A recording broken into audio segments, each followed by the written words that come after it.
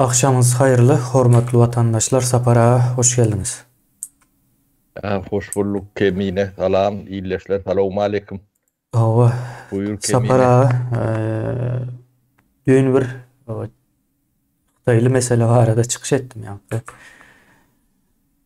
Dinlen olmalısınızdır deyip Dinledim. o yine Xitaydan gelip bir yere yani fikre seredin yani yaratıcılık fikrine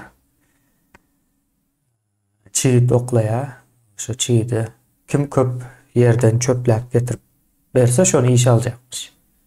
Şimdi bu näme üçin bu emele gelýär sapara? Näme zatlar sebäp boldy?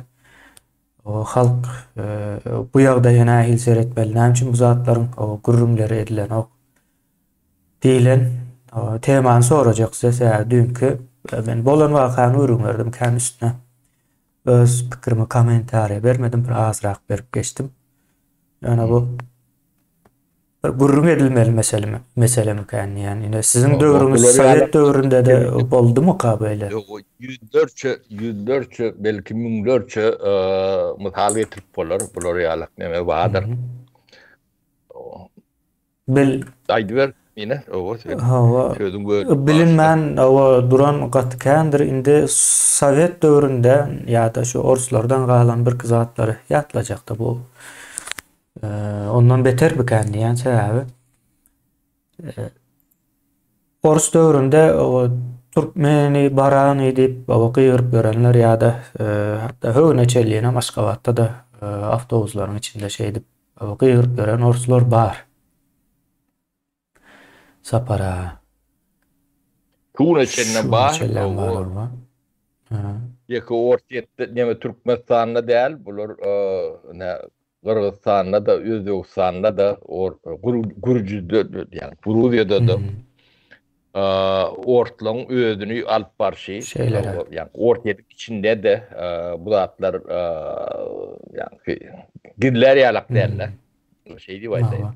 Indi bularyň kyn men näme üçin o neme Hytaýly bilen deňeşdirjek we aýryşdyrjak aslında arasyny. Indi Ors bir imperiýa hökmünde sömürdi o ýurtlar ýa-ni ady geçen ýurtlary. Esasan Türkmenistan şu güne çelýän hem sömürilýär. Bular bilýär indi Hytaýdan gelen hem şey diýip özüni alyp barmagy. Ýa-ni Hytaýlynyň edeni has ýa-ni ýigrenji bir zat. Ben büyün dinlep yankı çok gurrun veren oğlanın bunu bir 7-8 yıldan son ya da son yıldan son gurrun vermesine katı kaharım belli de. O ödümü yankı içimden söğünen olmam mümkün. O şeydi oradan demettim de. Giç vurun veren için. Giç hürüm. Çoğu at yağdayın yani çok deme yüz veren vakti reakte görkezmedik adamlara yaka ol yigde de değil belki de çok doğru yüzlerce belki binlerce adam vardır. Şolara bu tütlük bilmedim bu duygulan bir yani hiç kim yok kad o sen özün haklan yok da boşuna koyuyor ya o batı neme yani bulon milli şuuri düğünen yok edilipdir de. Benim Sovet döwrüne geçen adamdan biri Kemine. Sovet döwrüne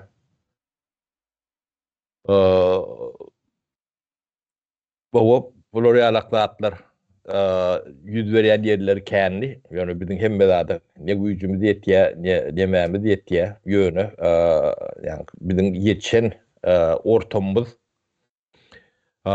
bu zatlara gaty neme ýani baleznine diýilýär-de. Ýani gaty Duygur. duýgur neme reakte berýärdik.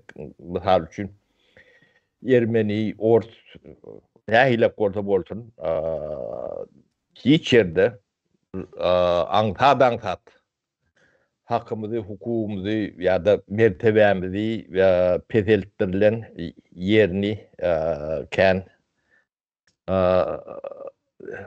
hatırnama ok, gaýtam köp ýerde ýa-ni şu datlary gaty ýa-ni duýgur ýa-ni inçeden neme diýerdik-de o diýmek bizde bir milli ýa-ni şuur nähilem bolsa o bar. O bir de ýene atalarymyz şunu berip bilipdir diýen nemem barda. O men ýanymda men ne Sovet Soýuzyny kän gezdim-de. Ýeke Türkmenistan näl Türkmenistanam bayağı gezdim. Türkmenistan'ı bilmeyen küçüğüm yok deriyalakdır. O nege bir kiçirek olmasa şolun oturuşturuşuna çenli. Yaşayış medeni nemelerini aduken bilgim var da. Ortaydın içine şunu alak. Ortaydın içine gelen yemeğim var. Beni rahatı ve diyen neme şu ortaya bararsın ne bir atellerine, dağıtlarına böyle ne ödül atellerdir nemedir şu yankı registratıda oturan ayal vardır. Şolun kâte bir gödöklüğün nemeliğini görkezmece umulya onu görünüp bu da. Ben bir duygulu adam olan da neme diyedim. Şoňa yankı reaksiyamı saklap bilem oktum. Şoňa bir emäme garşylygymy o nähilek şekilde bolsa da bir şekilde görkezýärdim. Ol ýankı ýeke bu atellerin däl ýankı biz hemmämiz Moskwa boyun o bizim merkez idaralarymyz hem bejet Moskwada da şo taýda da hiç wagt ýankı özümizde kim neme Baha bereňiz ýokdy. Bir yok bir ettirem doktuk. Gerek bolsa ýakalaşýardyk. Hakykatdan ýakalaşýardyk. O gerek bolsa ýumruk kalmadan çekinip duran adamlar dälik. Şolar ýalyk neme bizim neme ben özümi neme etmek üçin aýdam ok. Hem bir fakt bilen nemeti bilen özüm uly. Yani Sovet Soýuzy derejesinde olaýlar öýreden ýerlerimiz bardyr. Yani şulara hakymyzy dermejek bolup, dememizi dermejek bolup o direnişimiz bardy. Oňurgamyz diýen. O ýaýlam bolsa milli neme hırbet diýär ortlar. Oňurgu. O ýene atamyz şonu bir şekilde berip bilipdir.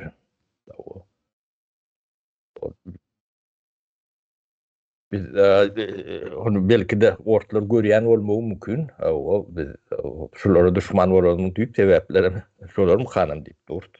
Yani men nemelerde gurrun görendir. Toğutan gel 87-88 bolmagy mümkin ýylyny tahkik aýtsam ýalňyş bilen halkara ýa-ni Soýuz diýilýär-de. Yani Soýuz içinde neme ýarmyrkary diýerler. Önümüz tatma palta nemesini her ýylla bolýardy bu safar. O şonu Soýuz derejedäki Soýuz derejesindäki ýarmyrkany 10 günläp togtatdyk-da. O yani Sovet döwrüne edilmesi mümkin zatlar däller. Ne şolar yani kısa kapayetsem şu wat full ýerde dolu üçünde işläp duran döwürleri oluyor neme de däl o tek perestroika ýöne ady bar nemesi bar oň nämediğini yani yarım düşünmän neme edilip ýörlen döwürleri o şondan esinýän bolmamyz mümkin. Yani ýarmyrkany hakykatdan halkara o taýda 8-9 miň adam bardy. Kärhana gatnaşyp. Giden Sovet ähli demede respublikada, o beş respublikada rady. Şonu 10 şu togtadyp bilmäge yani oňurga gerekdir arkanda. Yani o da arka tarafında da hır bolmalıdır onu tutup bilýän. O biz üstümüze adam iberýärler de. Adam diýänim bizim Türkmenistanyň ýol başçylary. Yani Zampret iň kiçiki yani Zampret bolanda Sovet ministriniň birinji ornwasarlary. O gelip o edýäňiz näme dik diýerler de bize. Bizim düşündirýärdik. Biz şu taýda 250-300 milyon rubl yetkimiz var. Şonu subut etdik, şonu aljak. Şolon garagyna basyp alýar. Diýibem şey aýdyp bilýärdik şol adamlara. Olary düşünýärok, demeden ok bolýar o bizim ýa erjelligimizde nemesine ynam dörýändir de. Bunu yapın gaýdyň diýenlerim bar bolýar ýöne saňa ýene-de bir kun wagt berýär. Şolar nädip bilýän bolsaň etdänin patyk putyňallaryň öýüňe dön diýenlerim bar. Nata çary bir şey diýetdi. O düşünürip aýdýatdy. Hem hatap kitabymyz bar elimizde. Biz professional adam biz işimizi bilýär. Olong tiýatry nemeti bilen işimiz ýok. Biz öz etmeli işimizi şoň uzmany erbabı diýeýin. O işini bilýän adamyň ýanyna ýani işi bilmeýän adam o tiýatr yapar demeder bolýan onkuýany tiýatrdyr. O biz onu aljagymyzy bilýär, nemämizi bilýär. Men Türkmenistana şonu kazandyrdyk. O da her ýani preskurant diýilen zat şu wagt preskurantdy, ýalňyş preskurant demekdir. Aslında ýalňyşam däl hem biz edýän zatlar şolary ýalap bolýar, biz ýalňyşyny tapdyk da. Özüm dogry tapdyk. Onu işläp, işi bilen soň aýdyp bolýan zat. İşi bilmesen o zatlary edipdirler diýersin. Geçer gidersin. O şonu şulara subut edip berdik. Ve gaty üstümizde şeyler, basınçlar vardı. Böyle gözüňi getirer ýalagam derler. O taýdan diýir çykmajagyndan belli derler de. Sovet Soýuzyny garşyňa alýan sen ýöne kiçik adam derler. Çıkadan telefon edýärler. Yani birinci sekretary, Türkmenistanyň birinci sekretärini. Ýygnan şol oglaryny diýerler. Onuň o adamy berýär, bar alqaýt diýär şunu. 3-4 sapary berýärler. Birem däl, ikisem däl. Her gelende birini berip bilýär. Ýetjek gelýär. O şaýda bir hakly diýär. O yani oňurga şol oňurga bady. Men ýekimenden ben ýeki bolup onu edip bilmeýän meň ýanymda bir adam bar. Saparaýynda bu Hytaýly mesele. Ýine häzir siz gurrun berdiňiz. O şeýle diýip. Indi bu Hytaýly mesele bar da, Hytaýly mesele. O bir bize häzir gelene, o gelmedi, eşitilmedi, aýdylýan zatlar o nä derejede biz bilip bilemiz ok da. Indi bunu düşünmek üçin Hytaýyň bir näme diýe ekspansiýa ideologiýasy bar da. Ýa-da giňişleýän. İmperiýallar hemme bardyr. Birini Hytaýda ýani meselen Hytaýyň özüniňki ýani orada şonuň hemme jerinden bular ýalak deme bar. Bolýa bu zatlar. Indi Hytaýyň ekspansiýasy sapara esasan kanunyň işlemeýän, demokratiýanyň bolmaýan, ykdysadyýety çöken, halky sowatsyz yerlere gelýärler de. Öňünden bilýän bolmalylar bular gelýän yerlerini. Ine şol adam ine çıkıp konteynerin üstüne çıkıp Türkmenistanyň halkyna çigit atjak ýere şonu kim köp çöpläp gelse şonu iş aljak diýmese. Ben bu taýda iş berýänem Türkmenistan. O iş berýänem ýa-da näme ýüzüne seredilse, eger kagyzlar bar bolsa Türkmenistan bolmaly. İş berýänem. O separasyň bu taýda men iki nämäni görýän. Bir Türkmenistan halkynyň ezilmeginiň öňüne alanok ýa-da isleýär. Ýa-da eýle bir düşünjesi ýok. İki jemgyýetiň özünde de ezilme nemesi var. Kapıları açık. Meýilli ezilmäni. Indi şu taýda şonu Ine men eşitip gurrun verilip durmagy menem o birinji ezek eşitip durunda sapara aklyma gelen şu konteyner bilýän de konteynerlere ýa-ni bir böksen elin o ýylşýasoň çykyp bilýän de üstüne. Şonu şo taýdan aşağı düşürüp biljek bir o edermen ýokmudy? Indi bunu tercüme edip berýänler hem türkmenler ýanyndaky. Oňurgaly türkmen ýokmu diýen. O oňurgaly ýokmudy? Ine. Şonu şo taýdan aşağı oklasa, o çigit däl öz düşýärsoň onu o taýdan çöpläp bolýar-da. Çigidi däl de şonuň özüni çöpläp bolan okmudy. Indi bunu tapyp bor, şaýatlar bar. O izarlansy. Ine Türkmenistana barsak şunuň ýazatlar boldumy? O şo taýa gidenlerden hem epesli şaýata meşhur. 2013-nji 2014-nji ýyllar aralygynda o şeýle bir baza ýörapdyr. O konteyneriň üstünde şeýle bir iş alınşyk bolupdyr. O kim bardy şo taýda? Ne? Deme kemine sen ne Xitayları nemettin o doğru şu Xitay Türkmenin öňündäki ýa-ni şu ortaýetden gören ýa-ni 140 ýylla şundan gören nemesiniň iýidini belki de ondan erwedini Xitaydan görme nemesi bar. Dowam etdirme. O estafeta geçýär-de. Ýöne aralığındaki bolyan zatlaram yani görmen geçmelilerle ne Türk firmaları vardır Türkmenistan işleyen. Şoları iş veren Türkmenistan'dır. Yani Türkmenistan'ın halkı olmalı ha sanırım meselesi. O yani ne şolonu iş alşı indi olur çiğ zıgmadık olmakları mümkün. Ben çıktım şunu çöplen köp alta şonu iş alacak diyemedik olmakları mümkün olun. Yönü davranışları nemeleri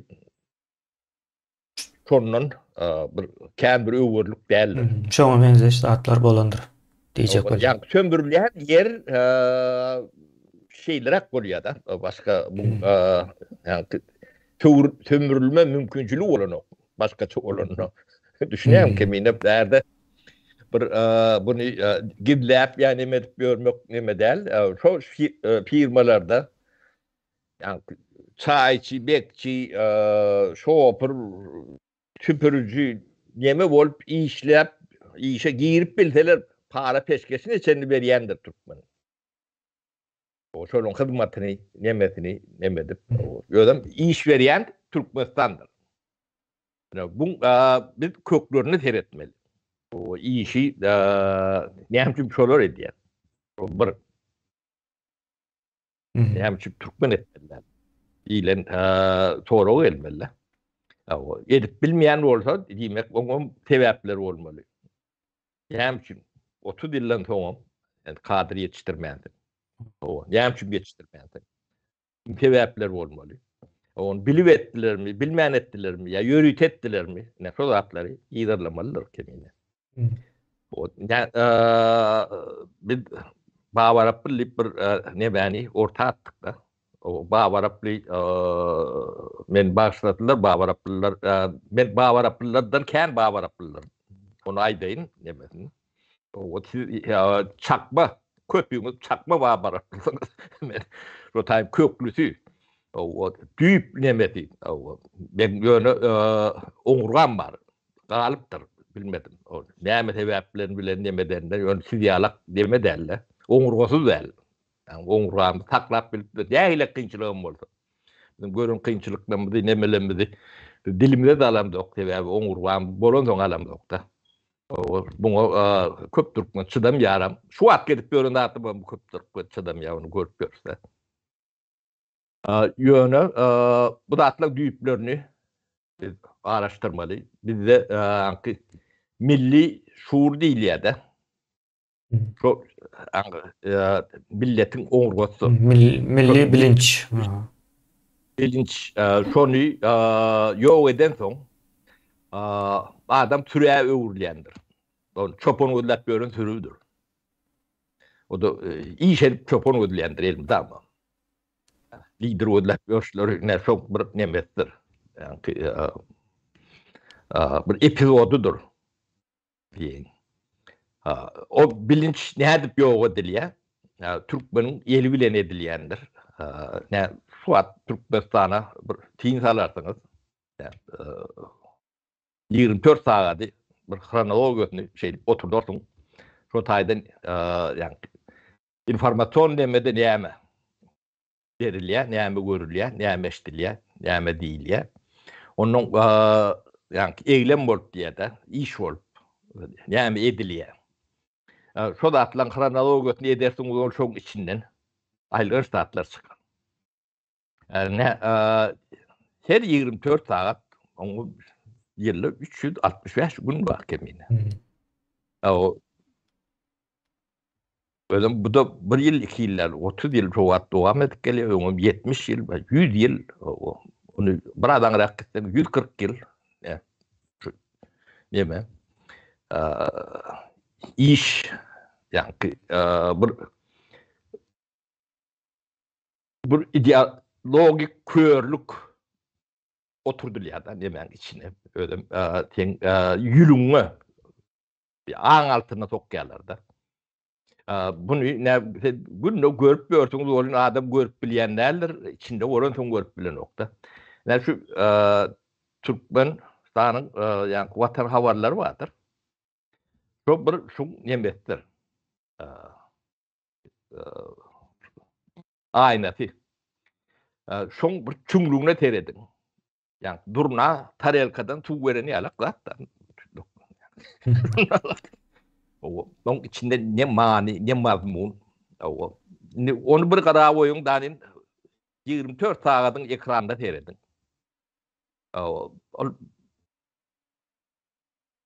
Yılpak şo zatlar görürdük. O da ýanky durnan suw biljek tarelkatyndan çüň däl. Yani bu 7-24 365 köp öldürülen 140 ýyly çarpyň bu insana hiç zat galmaly däl. Tägem bu genetik materialy sagdyn bolan soň bir kanak Türkmen yani şol sanak yani oňurgoly näme çykýar. Sapara siz 140 ýylyň gürüň edýäňizde ondan öňki 900 ýylam bar. Ben soň aýdym. Ondan öňki 900 ýylam bar. Arap kulturasynyň beren zeperäm bar. Ýa raýat diýdi, döwlet diýdi, siýasat diýdi şo sözleriň gelen ýerlerde. Biz yemek kemine ýöne diýen ýani emet görmelerler bu çözütlerini işlemeli. Şunun üstünde bu yani tarihimizden bir öğrenmeli, bunu bilmeli elbette bu bilmeli zatlarken biz de yani kitap okumak bir däp destur däl. Yalan sözlemek destur däp o deme. Yani okumayan, yazmayan bir cemiyetin yani tarih bilinci ya da milli bilinci sagdym näme oturup bilen nokta wagtyny. Yani şo zatlar bizim yani kıyınçılık çektirýän yerimiz o millete hemmesine o kitabı okuman töýdürüp bilen o birden. Wagtyň geçmegi bilen bolýandyr bolaýandy. O ýöne buňa garamazdan yani başka mümkinçilikler bar da media diýilýär. O mediany ulanyp bunu edip bolýar. Şunu näme üçin eden oklar? Yani resmi näme üçin eden ok? Bunu saparaga döwlet däl ya, kemine döwlet däl. Halbradaga döwlet däl, aýdyň döwlet däl. Ya Leylapa döwlet däl. Bu da atlary etmeli bir yani milli näme demesi bar. Misal üçin halk maslahat diýip bir maslahat bardyr. Halka adından halka maslahat bermeli. Şu at bizim berýän maslahatymyz bar. Şu gurumlary halk maslahat etmeli. O taparaga däl tapara halkın yerine yani gurla otur diyen alat ne bani beriyede şu an. O bir de bunu o yediyet oluyor bizim bir imtihanlık borcumuzdan başka nememiz yok. Yani deruriyetim diye beriyimiz ya borcumuz derler. Bir imtihanlık nememiz var. Onun öz delilimiz diye peygamber dediğimiz yok. Bu da nimetini aydık geçmeli. O yöne devlet ne için neden ok? Yani devletin kuruluşları bu ne için neden ok? Yöne bunu neden ok diyorum boyum yok. Hem için tersini diyedir. O in olmanına tersin etmeselerim yani delilin yarısı da. Yöne yerleri bilen hem için kanunu seni halkın karşısına işler. O şu an Türkmen bilen Türkmen'in yani kanunu o bozuktur bu bozuktur diye. Türkmen'in kanunu Türkmen'in karşısına işleyendir. O hukuk koruyan öyle adamlar ya Türkmen'in korkan katları kimlerdir? Ya, hukuk koruyan adamlardır. O hukuk koruyan adamlar Türkmen'in hukukunu koramalı, korkutmalı. Tersine olmalı. Korkuyanlardan koramalı. Mesela hem de tersine kanun değil mi? Halkın karşısına işleyen. O diğer için işleyenin vatan tattır, görünüp durun tattır. Bunu hem için Türkmen diline alı değilen o. O da şu yani oğurga kendi yapıştırıp bolyandır kemiğine. Yine kapırga değildir, oğurga yapışyandır. O içinde yülük geçiyendir, beyne var yandır, demet diyendir. Adamın oğurga olmadı yaşamın bilen nedir? Yatandır, ettir. Ya biz yani milli oğurgamdı dikeltmeli. Eğdip dikeltmeli, beydip dikeltmeli, ön dikeltmelidir. Milli ideolojik körlükten çıkmalıdır. Bu öňündäki iň uly meselelerden biridir. Biz size jämçylyk ekran çykyp emmetdir. Şu zatlara emmetip yani size görürlü bolmak üçin. Ediyat bunu. Düşünün, bunu yeka bir kemine ya taparağa ya beş onalara adam etmelilerdir bunu. Müňler, belki 10 müňler, belki 100 müňler o ekrandan yemetmelidir. Her biriniňde arkaňda seyredip görüň. Käte ýataňyzda ellek görüň, oňurga wadyr adamy. Şu oňurgan barmy? Kim oňurga? Ben kim ya dämi ya da böyle maýşak dememi? Şol atlara bir sin edin. Ýöne günüň mesli hem geçti. Galanýan diýen biz oňurusy adamlary biringen ýaly görüp durdy. Ýeretinden geçýänden bilýär köp. O milli şuur diýerilmelidir, diýerilmelidir. Bunsuz bu millet bolup bilmeýär. Yani ola Xitay bu oklya o bir o depetinden o batıştırıp nemet çöplep işe gidiyor. Ertir başka bir yerden var. O Xitay'da beylekten bakıp bilir. O siz şuraya milli şuursuz toplum bolsaňyz ýeriňiz gaşagynda da gaz dep odur demeler bağ bolsa ýeriniň gözü gızdırıp biljek. Siz maýmyn ederler. O ne? Şu wagt bolup görün ýagdaýyňyz şol. Bu zatlaryň hemme jeriniň ýani çözüm bar. Çözüp biljek türkmen ömken. Buloň ýöne ýani oňurgaty jantydy var. Janlysy var, janlatmaly, demetmeli. Adamyň oňurgasy bolmasa, ýaşap bilýän näler? O oňurgasy ýaşajak bolup ýörseň. O beýinsiz ýaşan ýalatdyr oňurgasy ýaşap. O siyasi nemededir şu, Türkmen siyasi adamlarynyň o siyasatam ýok Türkmenistan'da. Şolaň hemme jerne, men bir kerde, Türkiýede wezipeli adamlar Naatlarını aytmayın. Sizinkilerde oğurlu yok diye. Yürümay diyorlar. Bulun diye militerim sor diye prezidentim sor. Oğurlu yok diye.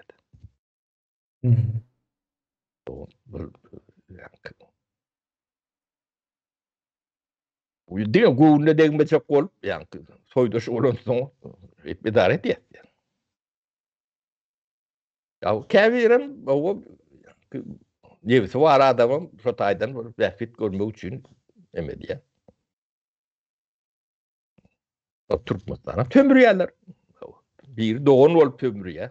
O biri önkü yok beyik ağası olup tömürüyor. Üçüncüsü inni olacak ağa olup tömürüyor. Tömürüyen Türkmen. Bir Türkmen.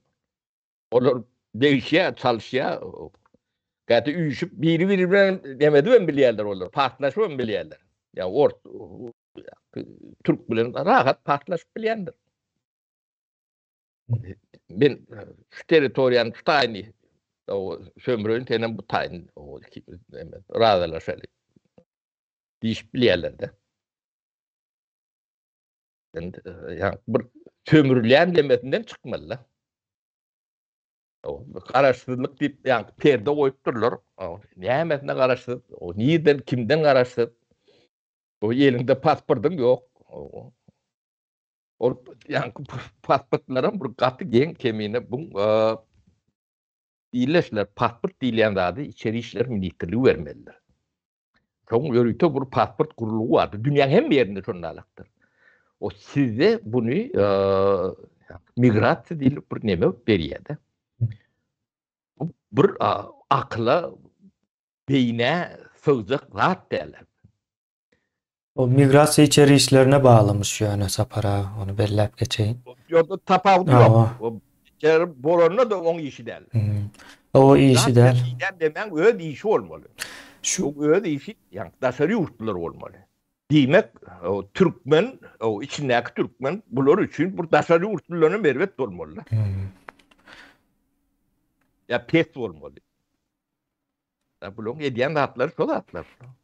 Hova Sapara şeyle bir zat var. Yankı migrasya kulluğunun ediyen işinden yola çıkıp Türkmenistan'ın içinde aslında hakiki vatandaşı yok. Hemmesi mihman.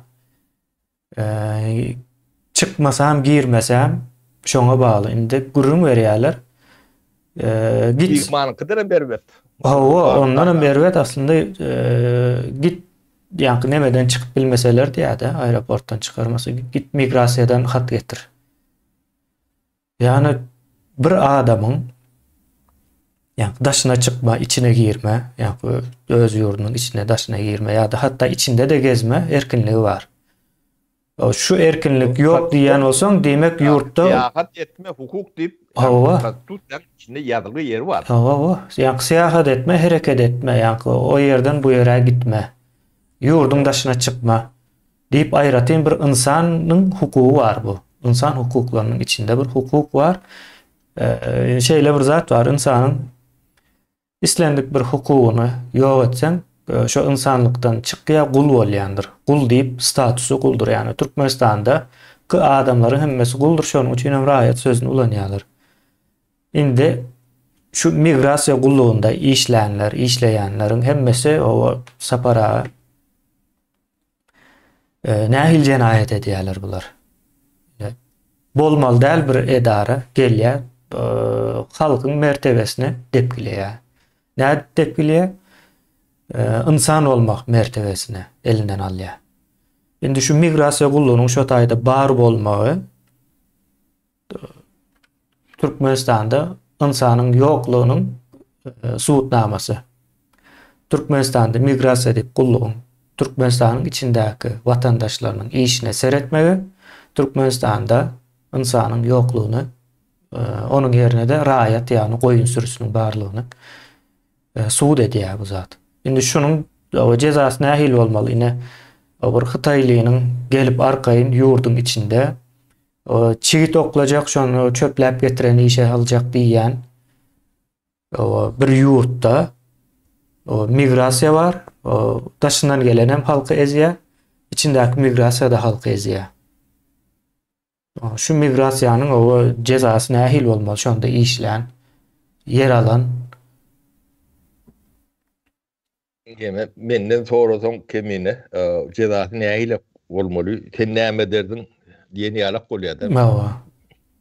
Ben ýanky şolary toprağa gömmäle de riýa görmezdim, ýakardım. Toprağımız yok diýäňiz bular üçin.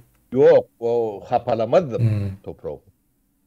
Şolong cesetleri bilen näme üçin toprağı hapalar? Yakarın bular. Sapara yakma meselesinde İkinci Cihan Urşundan soň ýa-ni Nazilerden suud edilip aslanlar var, atılanlar var. Soň şolary gyzyklandym, näme boldy kan diýip cesetler ýa-ni bir ýerde mazarym var. Yani bir ayrı bir yerim ayrıldı bulara deyip baba gyzyklandym. Eyle bir zat ýok ene. Buları yakıptırlar. O cesetlerini yakıptırlar. Soň şo taýda Nürnbergde bir derýa varmış. Külnäm şo derýa döküpdirler ýa-ni hiç bolmadyk ýaly bolsun diýip. Bizde de sapara am derýa var. O kanallar var. Onun külünü seçmäle yer tapylar kemine oň. Ýöne ýene bir zadam bar. Ýene bir zadam bar sapara. Indi Türkmenistanyň içinde zulüm edýän o diňe o däl ýa-ni mehemesi var, polisiýasy var. Ýöne migrasiýa bolmaly däl bir guramalygy üçin. Beýlekler o bolmaly ýöne beýle bolmaly däl o ýöne bular asyl bolmaly däl ýa-ni migrasiýa diýilen näme? Asyl Türkmen üçin ýa-ni öz milleti sapara daşyndan adam gelmeýän bir ýurda migrasiýa gullugy gerek däl. Asyl bolmaly däl. Türkmenistan ýapyk bir ýurt. Diýmek Türkmenistanyň migrasiýa gullugy bolmaly däl. Şu açyklygy görkezilmek üçin o bolýan bolmagy mümkin. Ýöne näme üçin o içindäki halkyň demesi bilen näme diýilýär ona? Azatlyk hukugy bilen oýnaýanda bular. Deme kemine bulon oýnaýanyň memletini düýplerine inmen bolýarsa Türkmeniň ýa Türkmen ne öz watanynyň ýa topragynyň eýeti ne öz hukugynyň eýeti o hukuksyz watansyz topraksyz köksiz bir deme o näme üçin değer berjek, hormat goýjak. Şolary ýalak düşünjeden näme diýerler bular. O bu demeti kemine şu içine girdiňçe ýa-ni beýniňdäki oýun bojak nemelerem ýa-ni gadaplar, gaharlar oýun ýa-da nemedip. Mene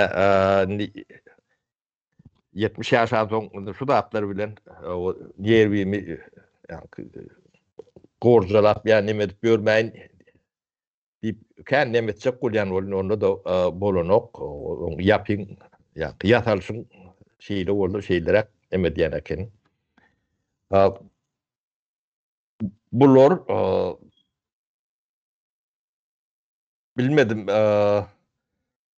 bu näme hatawyna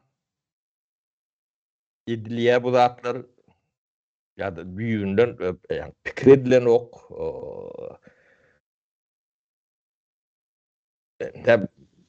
bir elementar demeleri misal getirende ne aptenspektir diýilýär da şeýler. O bilýän hem ýerinde de şolary ýalak bir gulluk bolýar. Men Neşviýetde 25 ýyldan köprek ýaşap ýörne. Bir tapar özüm bu giýje sagat 4'lerde 5'lerde o graniti geçen soň Norwegiýede bir tapar aptenspektir saklap gördüm men. O da prawam ýanmal mandan. Ýöne dokument barlamak üçin. Onda da hiç hatdymedy göberdim. O da ýa Demeğin pasportuna demeğine tere diye nomurun ay diye o şoňu deme diye bazı danına giriyor o pravada hem bir adam var.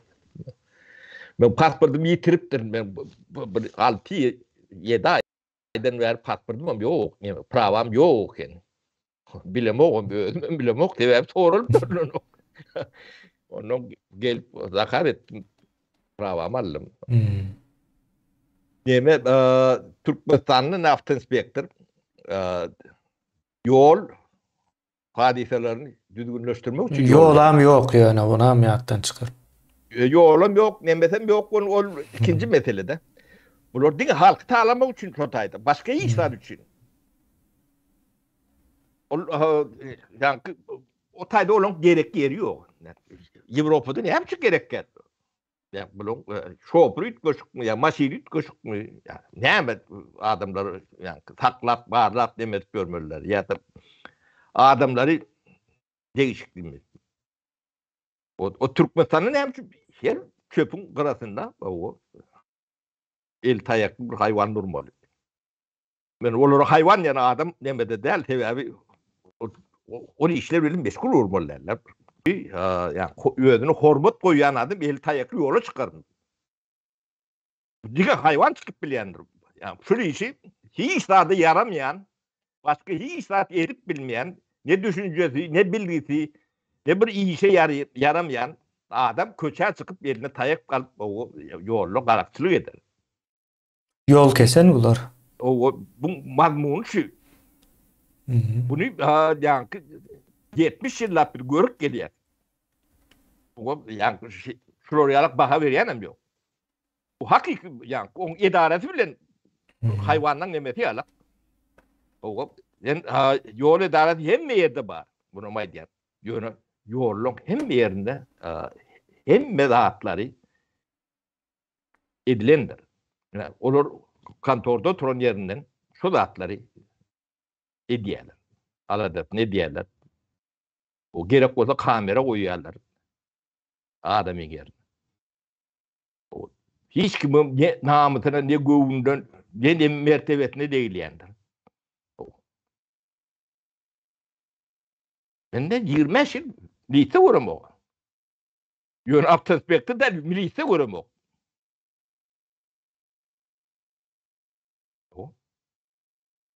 Ben de Türkmenistan'da olsam her saatte şolun bir ikisini görmeli. Yedip yaşap bu onun. Yine hayvanı devletin başına getirseniz bir cahili o aşağı şeyle oluyor. Ne bizim problemimiz şu nadanları, cahili, devletin yani hiçbir yerinde yakı başı değil, ortasına da getirmeliler. O cehaletin cemiyete beriyen diyani, doğruyun, beylekin emelen edip bilecek diyanlarının nümrör çoğat demedir. Ne biz şu dağıtla gururunu ne yapsın edemdi o? Ne şu cahilliğini bildirmeyecek olup ekrana çıkıp buradan okur da. Halkın onu çıkıp buradan okur. O iki saatten o hayvanla orta çıkıyor o. Hiç saat bilmeyenler. O beyleki yerlerde yani özlerini ağırlayacak ol prompter kullanıyorlar da. Şu prompter'ın ayrı ne? Erdoğan'ın prompter'ın ayrı hiç sattırır. Cahillik getiriyor. Ben de Türkiye'nin içki işlerine karışamam. Erdoğan'ın yerinde Mehmet ben Türkiye'nin öz vatanını bir alak kuruyor. Yani kıyınayan bu zatlara. O sebeplerinden görüp oturuyor. Taşından katı kovur niyede. Cahillerini yani öyle diye bir aytmalılar. Hareketlerini seyredip görsem hem beceri şudur. O ne özel devleti bunlar cehenneme vurup parayalara. O Türkmenistan'da yem vurulun. Ne yani bizim ya Müslüman cemiyetlerinin problemleri cahilin yok olup çıkmasıdır. Şu cehaleti ortadan yani bu cemiyetin hem becerni aklını emetip olmadı yönü devletin cemiyetini cahile anılmalılar. O bilmeyen yani cehaletin o nemeti ağır demedir. Onu bir cemiyet onu käte 100 ýyllap ýa-da 1000 ýyllap çöp bilen näler soň iýdini. O tepleşik diýer. O bir jahil nesil yetiştirip bilseň, imperiýalyň edýän zatlardyr. Bir jahil nesil yetiştirip bilseň, o jahil nesil iýdinäki nesilleri rahat jahil edýändir.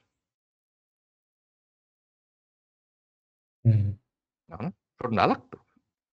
Bolmasa ýa Türkmenistan yumruk ýalak yer kemine inanmarsaň şunu ýa gurjak ýalak ýurdu etip bolýar-da. Özüm hiç bir deme ýa bilinmeýän adam derler. Onu bu topar haýwany döwletiň başyna getiripdirler. Şolar. Halky şuna getirdiler. O biz şol atlar göremsoň ýa nemem ýa oňurgamyz diýende bildi nemem çydamandan gaýtýar-da. Bolmasa men pomidor mekeri gederiyorum. Menemekken sapara pomidor. O Düýüp başlapdyr. o bizim nememiz ne Şwedede.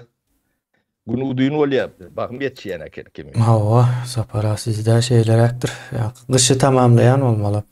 Sapara wagtymyzam 5 minut artık maçy bilen 6 minut geçti.